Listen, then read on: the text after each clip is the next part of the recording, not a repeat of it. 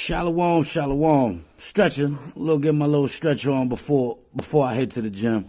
But I just want to leave y'all sisters with some spiritual discernment, some spiritual knowledge, spiritual understanding, spiritual wisdom. Pay attention with your third eye. If you got Instagram, go on your Explore page and look at all the brothers that's in your inbox, trying to get in your inbox. Or look at the brothers you probably are, a brother that you're probably courting. Go see how many mutual friends, right? Go on your Explore page and look at the big booty girls. Go and look at the big booty girls, the big breast girls, and all that good stuff, and see how many of these cats. You got some of your favorite Israelites liking these pictures, all in the comments talking about beautiful to a damn whore. You see what I'm saying? You got to use discernment before you make that choice of who you going to marry.